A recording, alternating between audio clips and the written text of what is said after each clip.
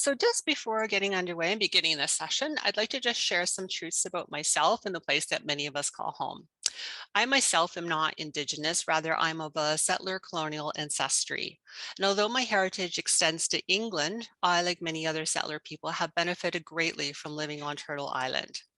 And as a visitor on this land, I have an important responsibility to acknowledge the grounds on which we are privileged to gather in the pursuit of higher education.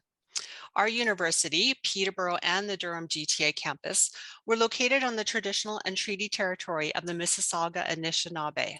I believe that it's not only important to recognize the Mississauga for their care for and teachings about the earth and our relations, but to honor these teachings through our interactions today and every day hereafter. May we dedicate ourselves to moving forward in the spirit of partnership, collaboration, and reconciliation as we learn together and contemplate the possibilities that lay ahead. So, that's our presentation. So as I said, we are recording this presentation and it will be available on the Open House website within a week or so after the event. Have we got any? Sorry, I'm just checking because I'm the host of this meeting and I'm making sure that there's nobody in the waiting room before I get started. Okay, I think we're good. Okay, so Trent University, here's a bit of an overview here at the number of students we have. We have over 800 active graduate students studying at Trent. Approximately 250 new graduates started in the fall last year. And some of our offerings in MA, Masters of Science, professional course-based masters, Doctor of Philosophy, and graduate diplomas. So we're a really small university, but it has its advantage where you can really get to know the faculty and your colleagues. It's a really nice advantage at Trent. So the main campus of Trent is in Peterborough. The city of Peterborough houses the Simons campus. You can see the overall, the aerial picture there with the river, the Otonabee River going through the campus. The bridge connects both sides of that campus. It's a really picturesque campus on the Otonabee River. It's just 90 minutes from downtown Toronto. Peterborough has a rich arts and cultural scene and plenty of opportunities to interact with nature. Lots of trails nearby and just lots of things to do. We have we have a college in this town. We have Trent University. There's lots of families that live here, lots of industry. Peterborough, the population is about 140,000.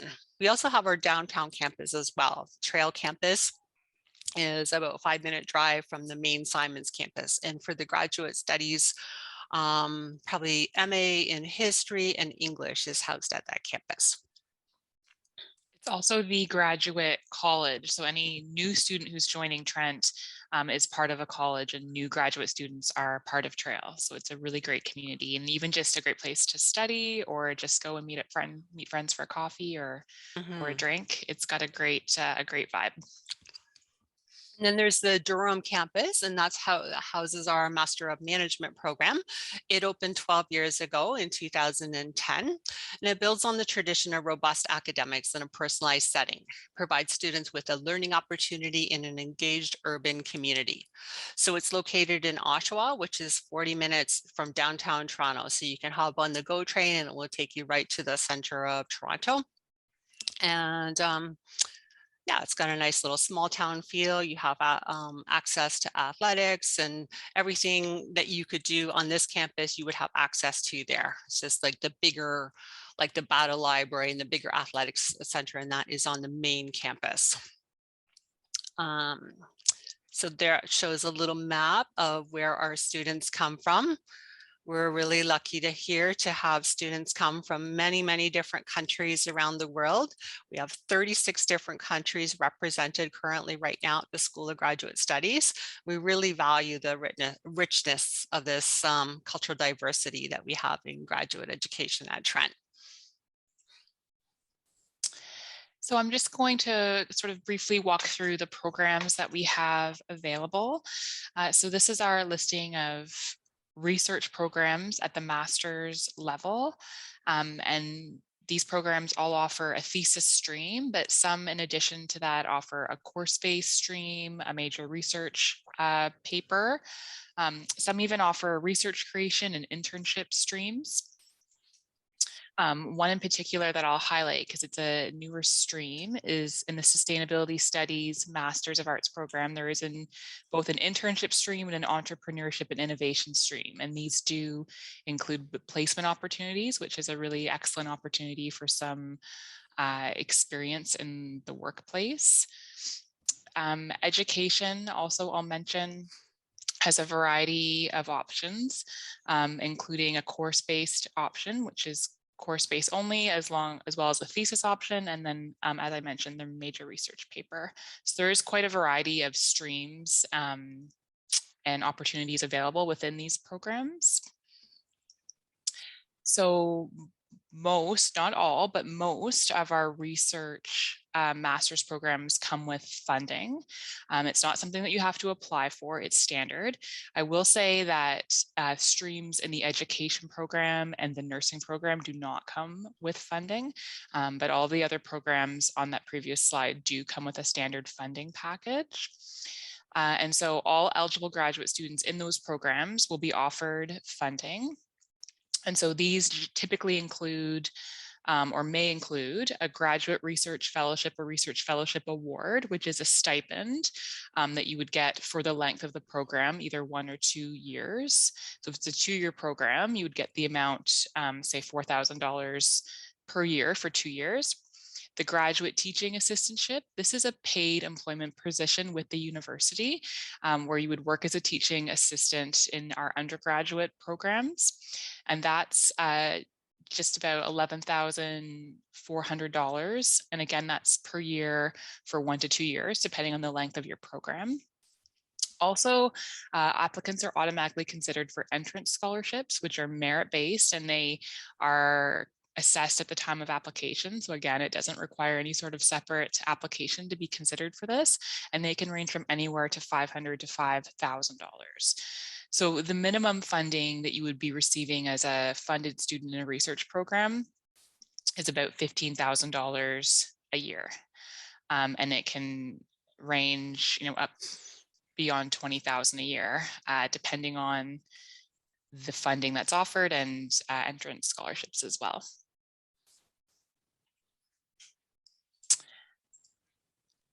So this is a listing of our professional master's programs. So we do have a variety of professional master's level programs, which include big data analytics, big data financial analytics, which is here, but it's now called, I'm pointing, but you can't see, it's called big data financial analytics as well.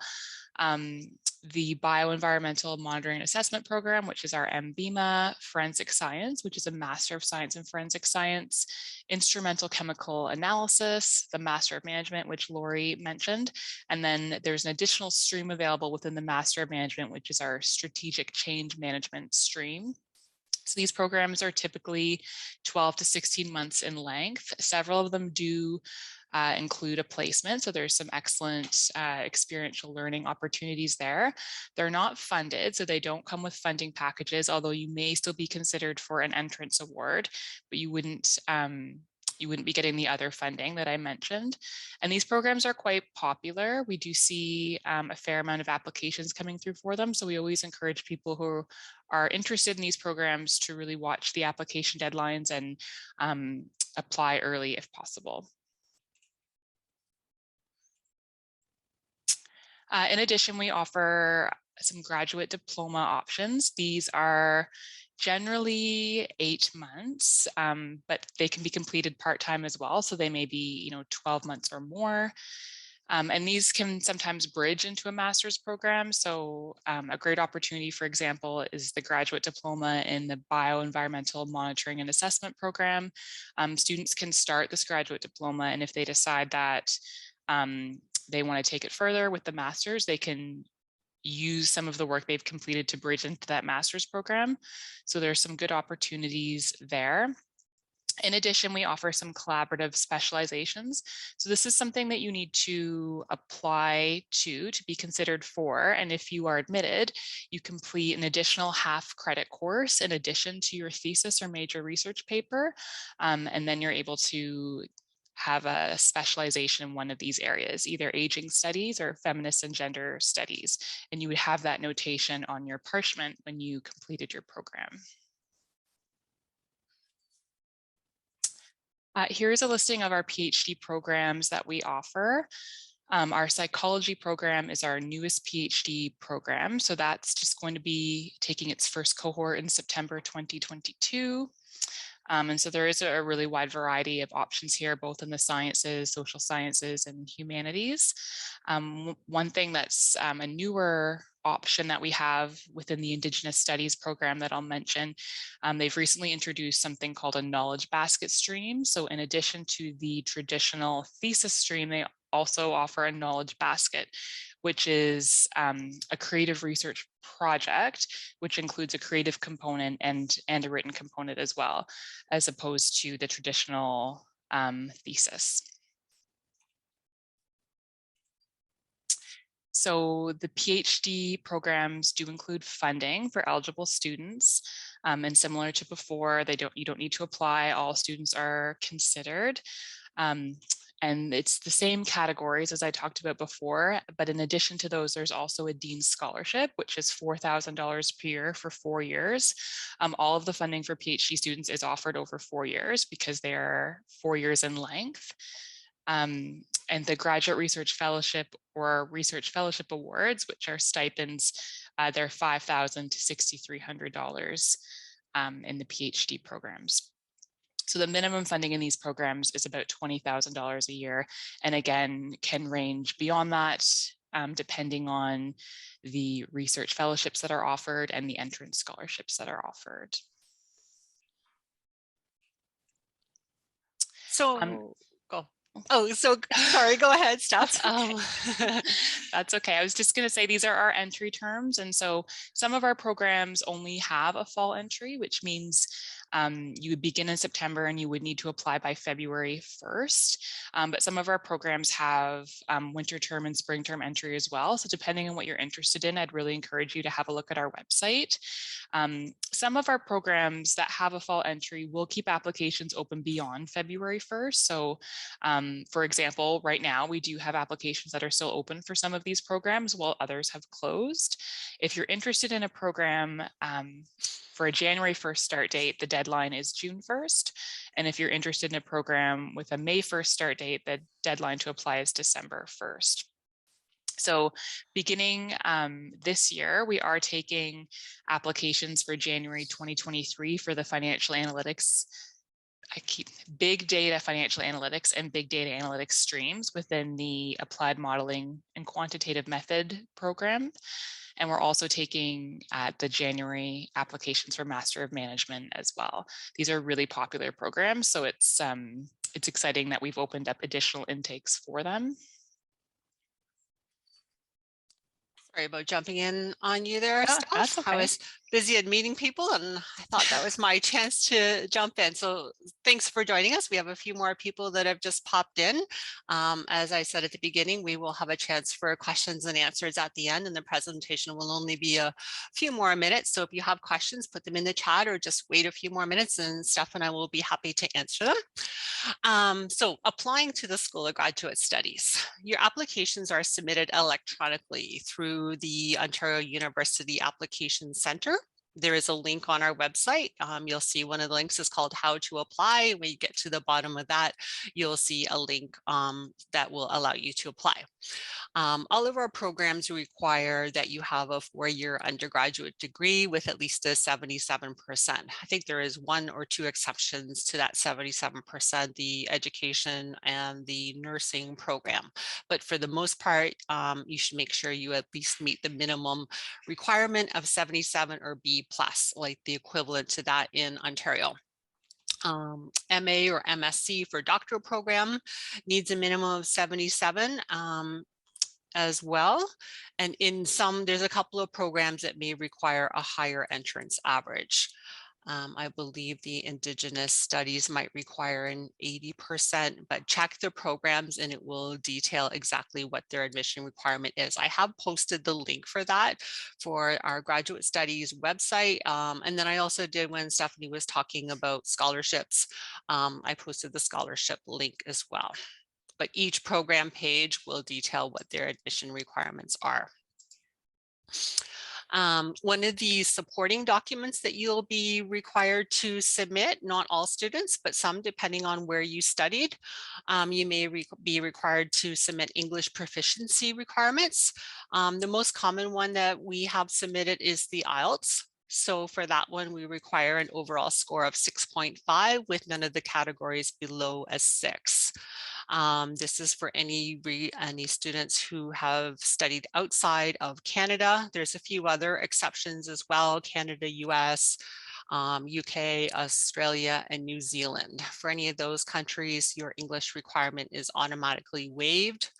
Otherwise, we would require this test. Or if your transcript says that the medium of instruction was English, we would accept that, or a letter from the university stating that the medium of instruction was English. Other supporting documents. So the process is for applying to graduate school. You submit your application, you receive an automatic email from us that we've received that.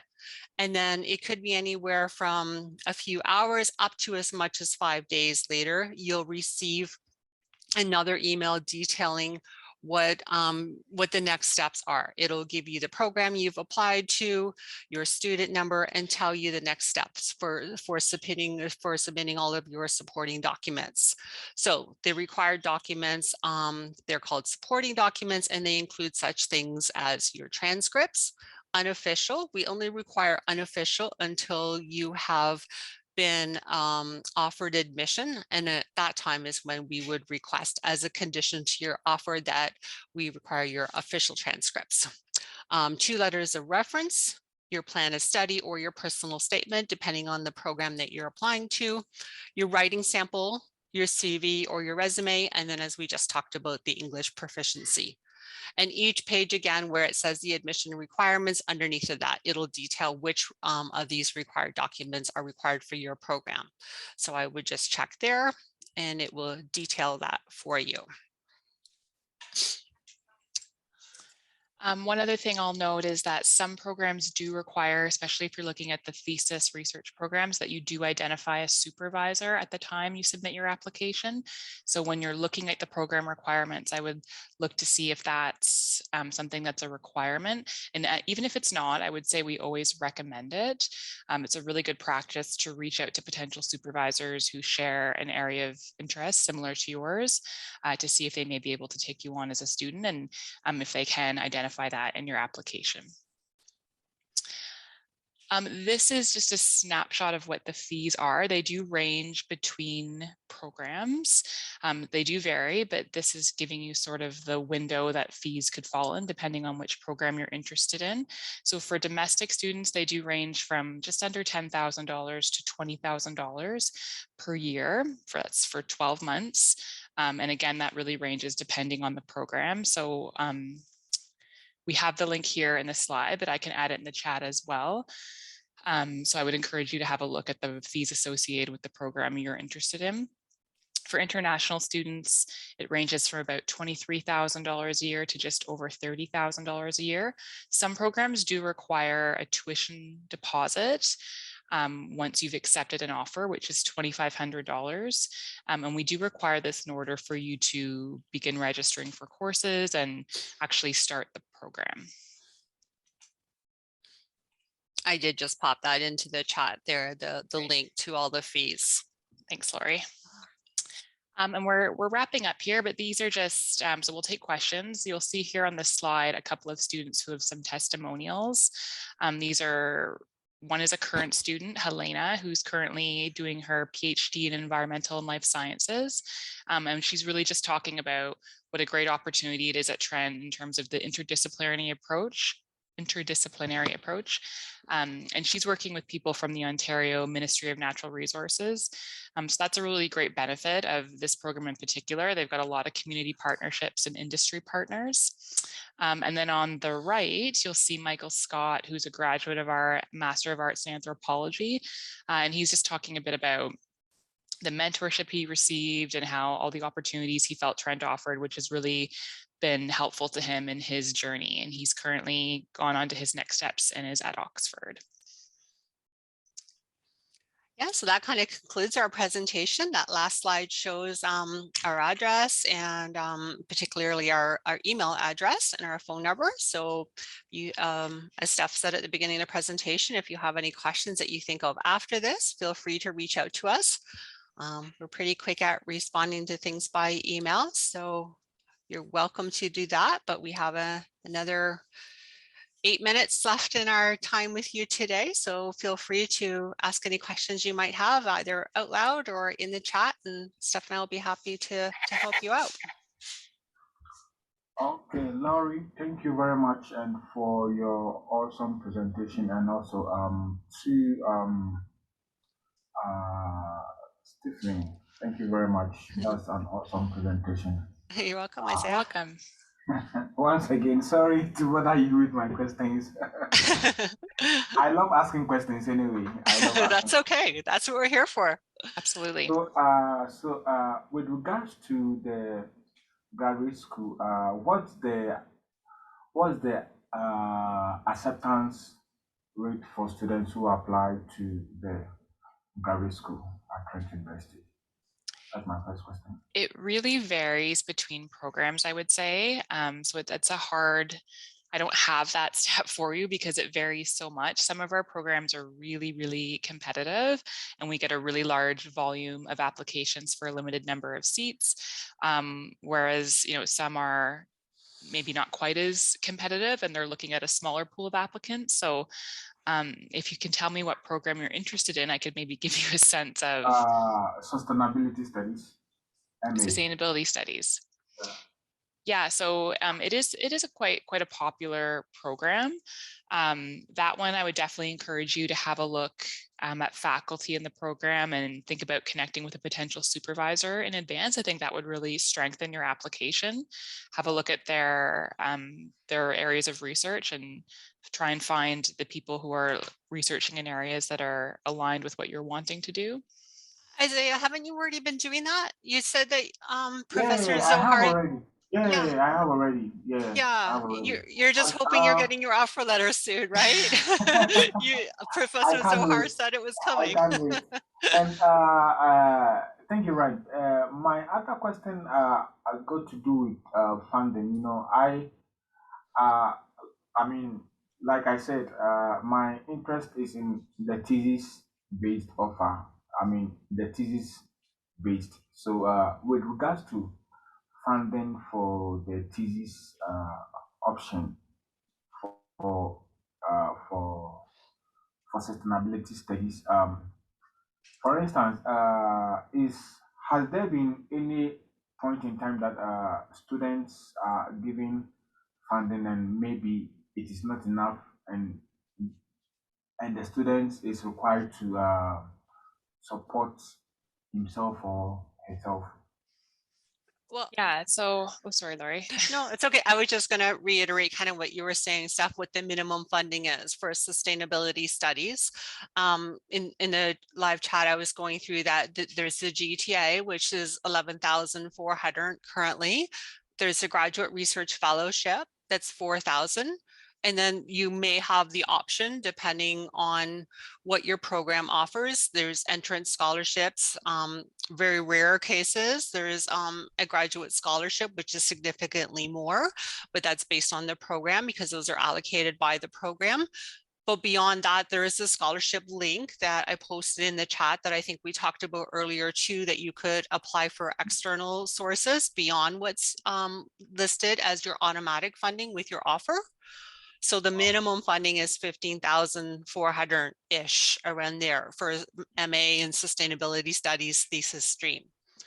So beyond that, there is the chance of a little bit more. And then there's the external sources that are listed in the scholarship on the scholarship website that you could apply for. Professor Zohar is very knowledgeable on everything and super, super helpful to his students. So your next communication with him, you could Yeah, maybe he's ask a him very that. cool person. He's a He very cool is. person. I have interacted with him, and I mean, he's very cool. Yes. Yeah, he's very, very supportive of his students. So you could touch base with him about that as well. But you know, if Professor Zohara said for sure that you're getting an offer, that's what you can expect per year, Okay. 15,400 as a minimum. So that gives you a basis on what to go for, on what more you need, because we know that you need a lot more than that to support yourself, both as a student and living expenses. I think, what is it, stuff 35 to 40,000 we say. I think we have a little paragraph on our website about the overall what you can expect to your fee, your expenses to be as an international student. Yeah, including tuition, we would say you would probably be looking at around $40,000 a year, including tuition, but your living costs, which can vary depending on your, your lifestyle and, your housing options. But so generally, the funding would not cover all of those costs. And so you would need to plan for those additional expenses. Okay. All right. Thank you very much. You're welcome. Welcome.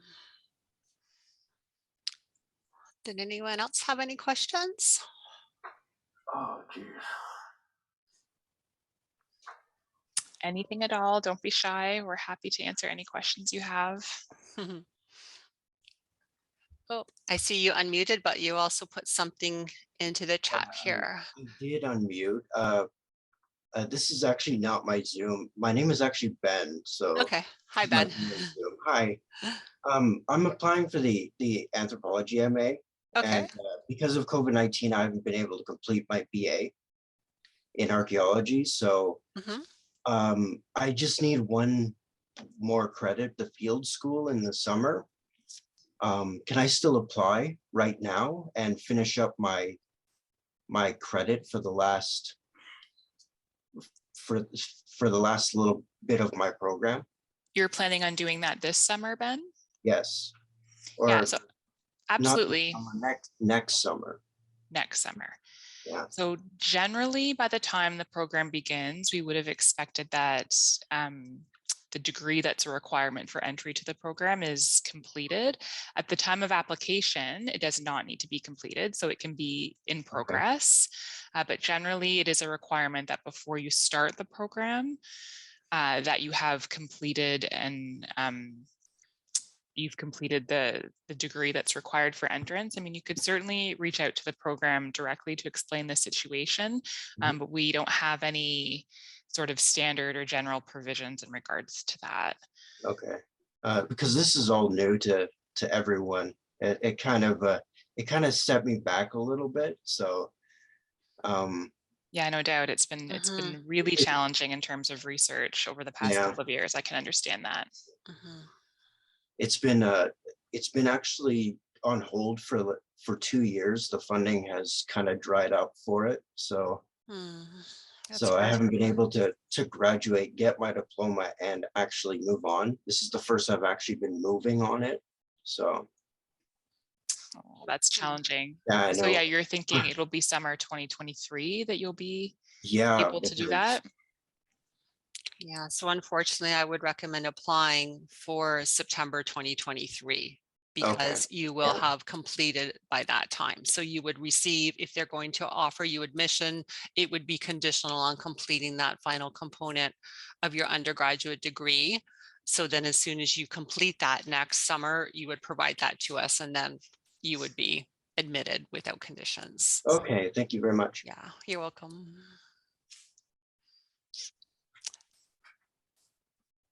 Well, does anyone else have a final question before we say goodbye for today?